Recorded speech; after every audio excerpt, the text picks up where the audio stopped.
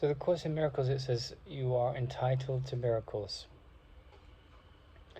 And it also said that to become miracle-minded, purification is needed. Now, a miracle is defined as a shift in perception from ego-based thinking to right-mindedness.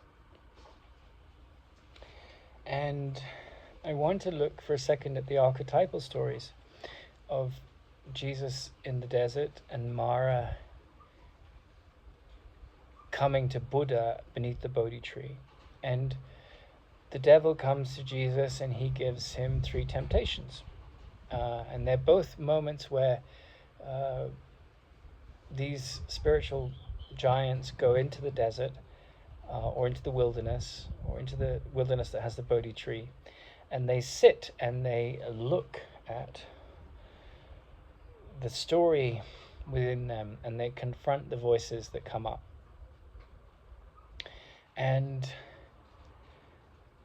I wanted to tell a story of how this is a really important thing in the process of awakening to wisdom. Because I got a woman reached out to me on Facebook the other day in a kind of like, I'm interested in you kind of fashion as a man, you know, and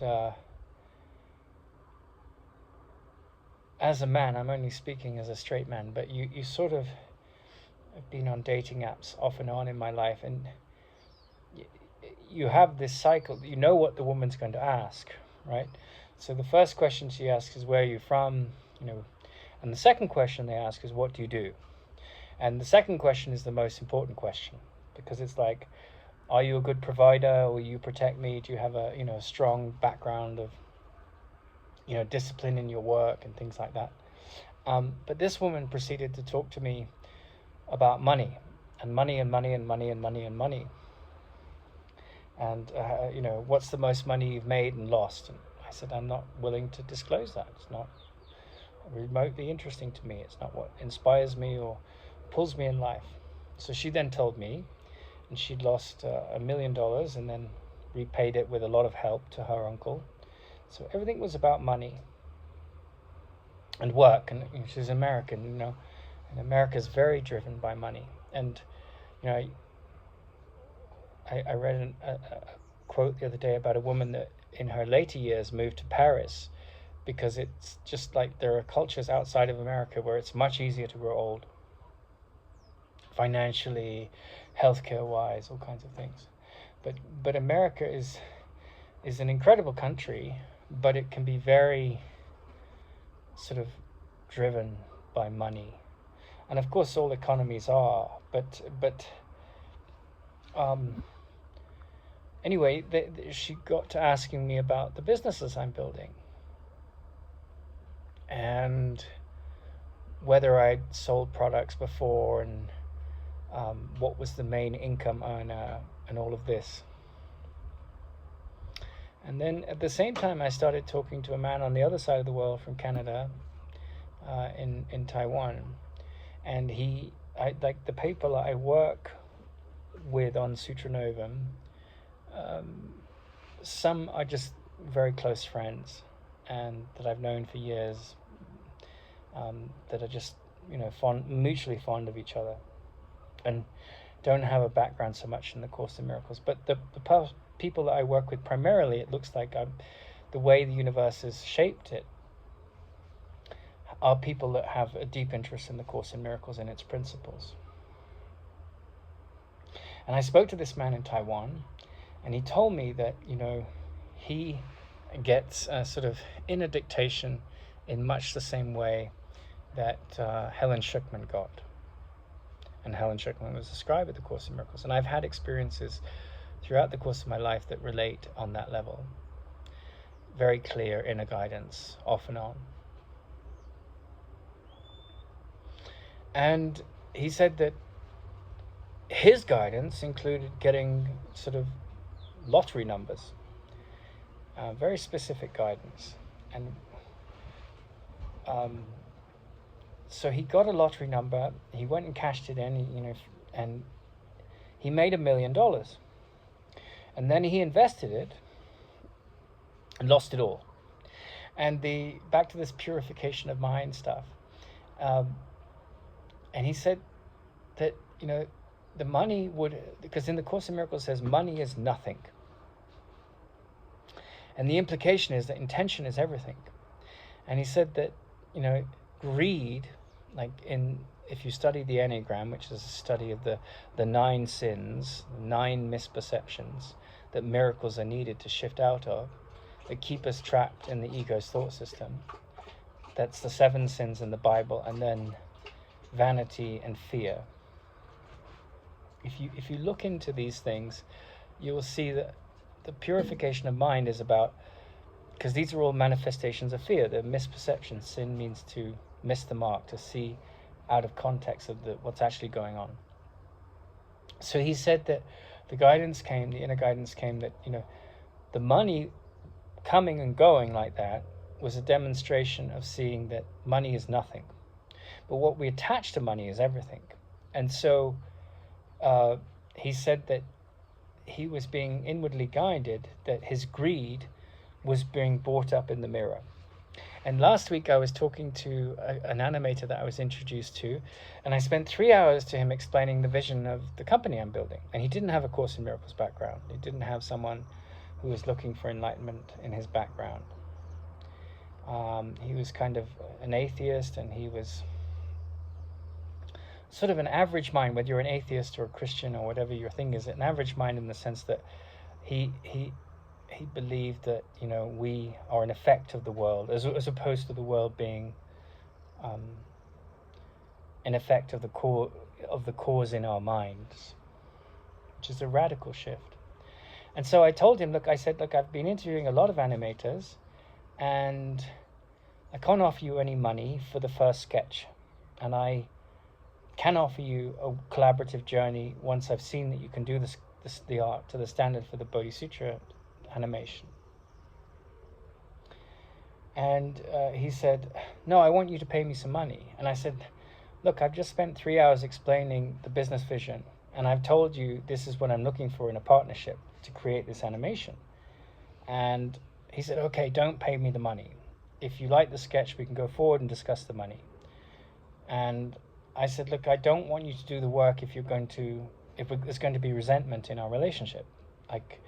I'm doing this as a labor of love, and I'm doing it as a purification of the heart.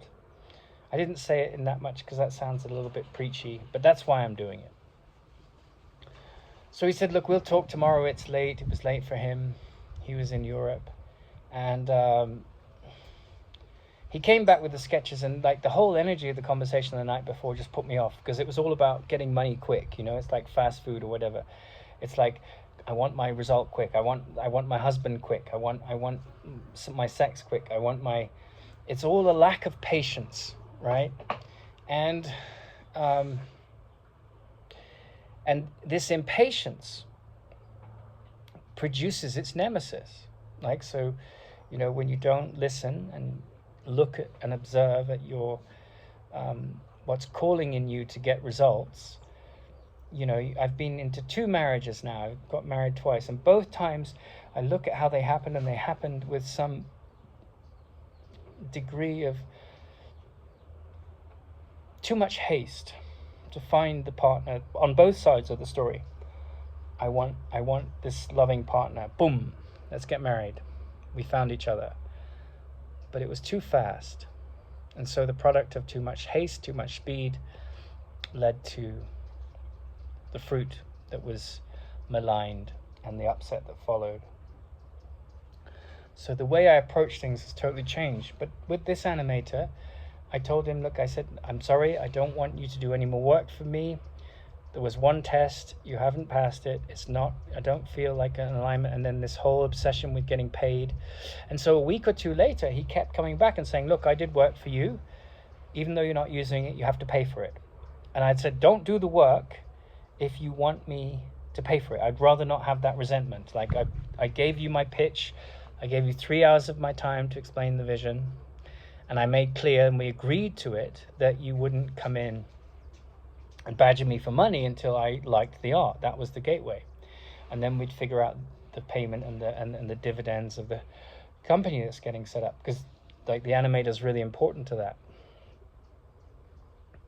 And talking to this friend this morning about how, you know, he'd gotten $1 million and then lost it all, and then the voice said, well, you know, money's nothing, but you were coming to the money, which was going to change your life radically, with the voice of greed in your head. And so this purification process that's going on is really interesting. And it was so interesting to see this woman who was going on about, you know, like the only thing she wanted to talk to me about was money, really. And I said, look, I have no interest in talking about that. She said, why are you scolding me? I said, I'm not scolding you, but I've gone beyond the need to people please. And I'm not motivated to create my business for money. To an extent, one is, because a business needs to be, you know, it needs to generate income to survive. It has its own structure. But I'm doing it for the purification of mind. I'm doing it for looking at the things that are blocking love and meaning in my life. And it was interesting because when I was having these conversations and experiencing these different things, as Sutra Nova and Bodhisattva start to have some movement in the right direction of being solid things. The YouTube channel is growing, products are growing, websites growing, social media penetration is growing, relationships with people inspired by the vision are growing and coming from the right background of mind. It reminded me of these stories of Mara and the Christian devil coming up to Jesus and sort of giving this temptation. And the test is like, if you want this miracle mindedness, you have to show that your heart is pure. And when my teacher, who inspired me to build these businesses after a lot of soul searching, he told me to go and make money. I said, do you have any advice? And he was a Course in Miracle teachers, one of the greatest to have lived since its inception, Tara Singh. And he said, purification of heart is everything. And you might want to look for business partners. So there was a practical guidance, but then the meta guidance was, it's not about the money, right? It's not about the result. That's why in the Bhagavad Gita, in the Yoga Sutras, it says, you know, concentration on the fruits as opposed to the boon of the journey of letting go of fear is a deception, and it will cause you problems, right? And so there's no end of people that are rich and miserable because they've focused on the fruit, right? I was reading about a guy the other day who I found to a degree quite inspiring because he was a very great success story in the American business market recently, and he created a shoe company where if you bought a shoe, it included the price of giving a pair of shoes to a very poor person, and the company did very well. And he got, you know, but his whole life was the company. It was this kind of American work ethic on steroids. And 10 years in, you know, he'd made millions of dollars, but he was utterly miserable. And that's why my teacher said purity of heart is everything. Because are you doing it to be a success in the world? To be on the cover of Forbes? To be someone that, you know, is like the high school prom king, the high school, you know, coach, look at me, I'm popular, I'm important? Or are you doing it in this introspective way whereby the quality of your peace is primary? And so I felt like this experience with the woman that was just focused on money, like, and it was just like that's all she could talk about, and it was so destitute. There was no depth to her conversation. I'm not judging her, that sounds like I am, but they are reflections of what I'm looking for. So after I had those sort of reflections, I sort of said, well, I'll keep talking to her because she keeps talking to me, because anyone who's in that state is going to be lonely. And so I gave the relationship over to Holy Spirit, and kind of bereft of meaning. And I, you know, that's not what people are really looking for. And with the cartoonist, you know, I told him, look, he kept coming back to me and badgering me on Skype, and I finally said to him, look, we made an agreement. You're now renegating on the agreement because you're bitter. And that's borderline abuse. You're trying to guilt trip me into paying you for something that we didn't agree, and that I made clear I didn't want the art if you were doing it for the quick fix, the fast food, the impatient, I need to get married tomorrow, I need to be, I need sex now, I need money now. But if you're doing it from a place of heart, then this is going to work. So it's like this business has moved forward in the way that my heart has wanted it to, often in spite of myself, because what you find is that, like Jesus in the desert and Buddha underneath the Bodhi tree, your nemesis, that's why the Course in Miracles is a study in the blocks to love. It's not a study in positivity. All the New Age stuff is like, oh, well, I have to cleanse the mirror and the good things will come. And that's relatively true, but it's like, in a way, the things that come up which are blocks are more important, not to focus on, but to understand for what they are, right? And I often reference Napoleon here because he wouldn't get woken from his sleep if there was good news. Because with good news, the danger is that you get lazy and you lose your humility. But generally there's nothing bad otherwise from good news. But the challenge with bad news is it's a mirror of what is reading the situation.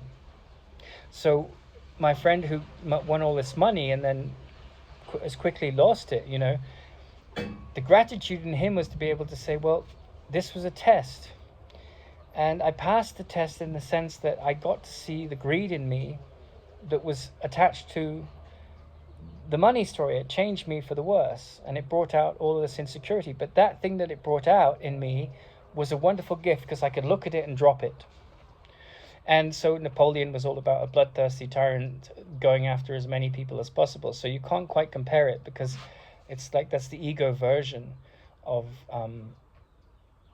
what we're talking about here. But if you look at the, so it's like, well, why am I going into a relationship? Am I going into a relationship for physical comfort, for physical sensations, for fulfillment at those levels?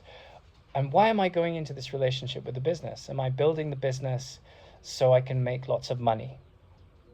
And that's not why I'm building the business. I'm building the business because it inspires me. I enjoy the creative journey of it. I enjoy the conversations I have with the people that are around me. And I see it as a vehicle for me learning to see through my deceptions.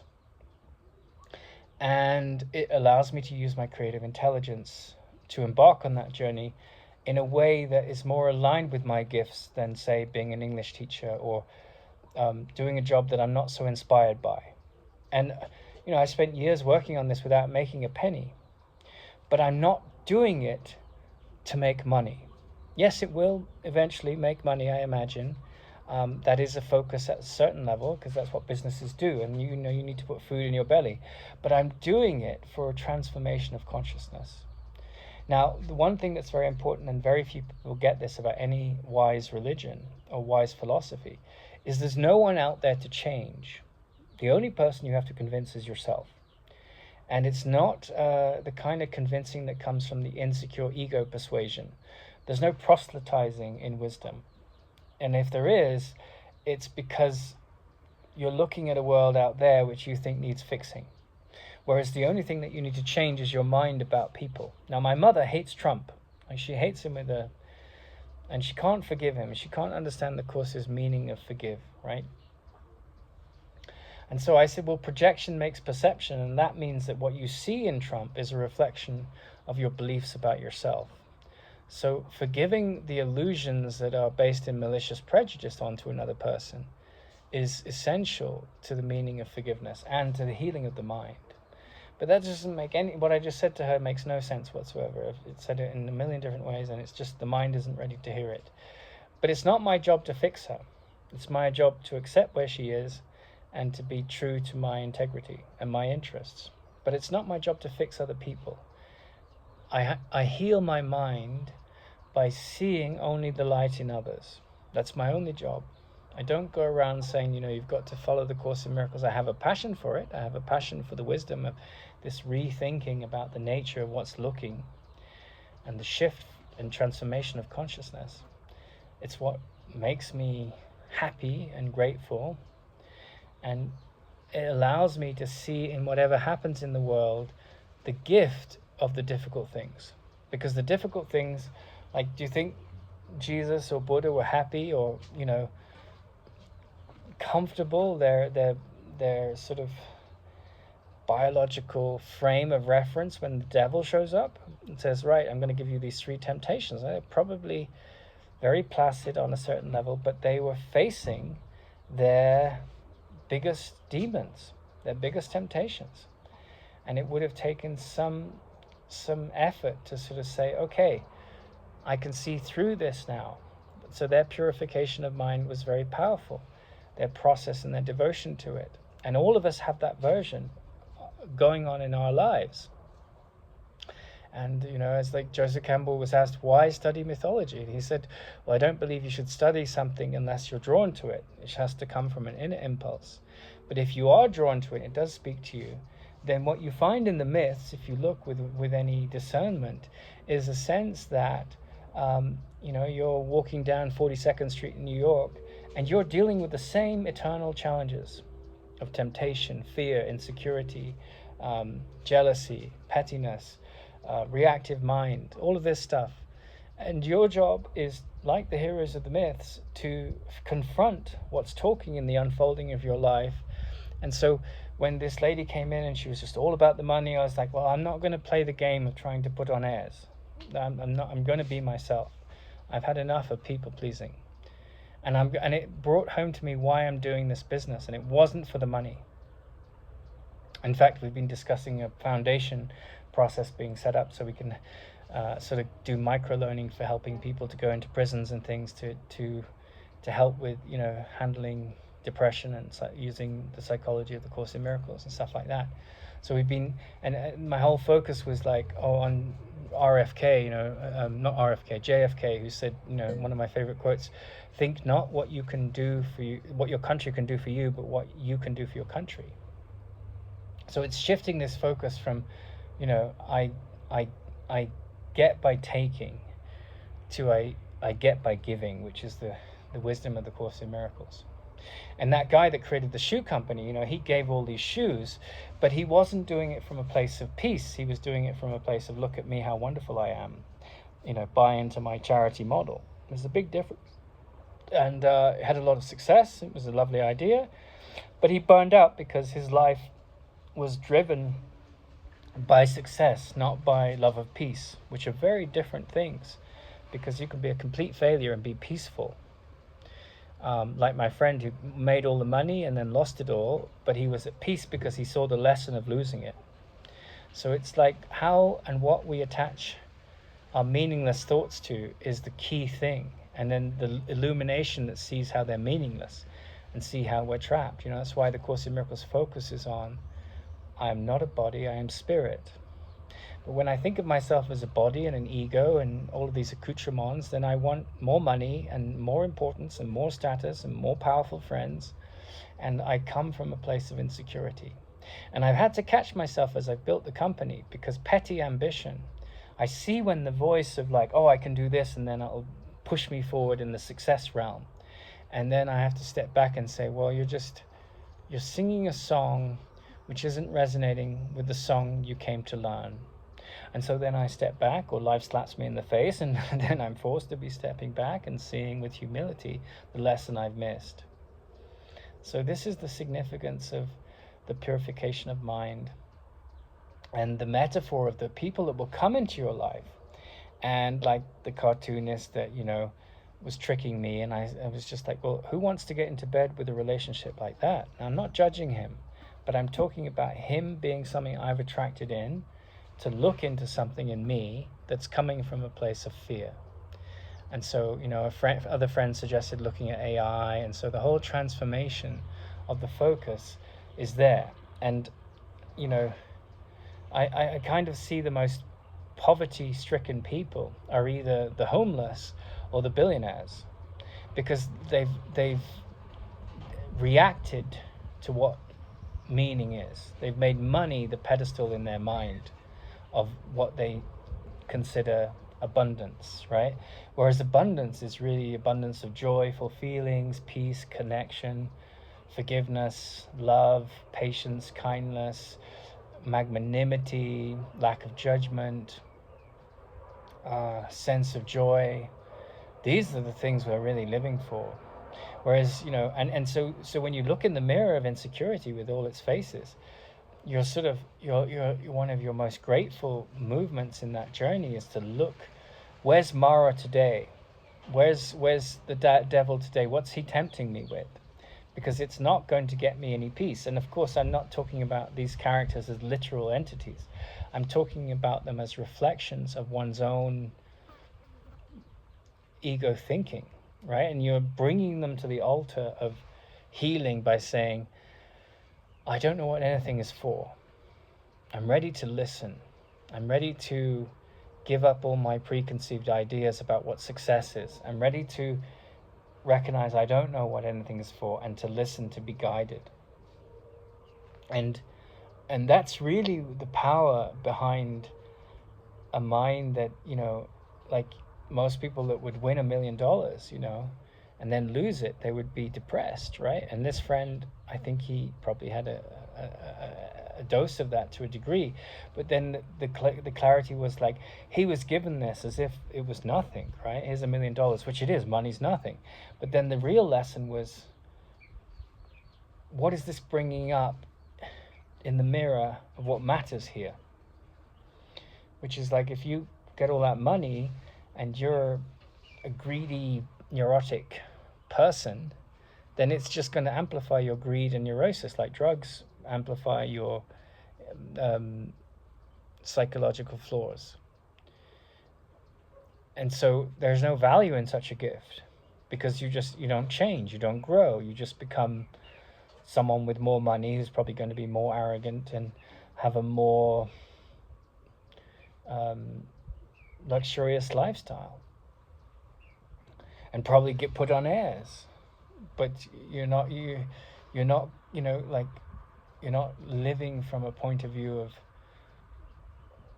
transformed character, whereby the things that have blocked you and led to pain and suffering are brought to the altar of meaning and sacrificed there for what matters. Sacrifice to your evolution of consciousness in a good way. And for that, you can only have gratitude. So I just wanted to share some of these thoughts about how one finds at the brink of change these manifestations of your old ways coming to tempt you. So, I could just feel the moment the energy, like I spent 3 hours, the guy was really excited. He was really inspired by what I've been doing. His creative ideas started to join me. And it was just like, there's a difference between listening and hearing, right? You listen, you hear the words, but the words, you understand the meaning, but then you don't hear them means like they go in one ear and go out the other. And I said, look, I'm building this to find a collaboration with the animator, and we can bring so much to the table, but I'm coming from a place of giving, and money isn't what's driving me. And I said all of that, and he listened to it, and he didn't hear it. And then, a few days later we spoke. He'd been busy, and he said, I want you to pay me for these sketches. And I'd said very clearly, that's not what I'm offering for the first sketch, because if you're not the artist, why would I invest in you? I'm going to a restaurant to see what you can do. I'm looking at the menu. I'm not going to order if I don't like what's on the menu, right? But then he said, no artist works for free. And he brought this whole guilt trip in. And I said, look, I've just given you 3 hours of my time to explain this long vision that I've been working on for a long time. And I've clarified, and you've agreed that I'm not going to pay you up front. I've clarified, and you've agreed that I'm not going to pay you up front. And then you change the rules in the middle. And so it was like, okay, well, my main focus here is peace. And that's a guilt trip, and I'm not going to get into bed with that kind of energy. And anyway, the art's not right. And he knew this. It was a test. And then other animators have come in, and I've just like, well, I'm not going to get into a relationship that leads to pain in the future. The same with a woman that, she's just fixated on money.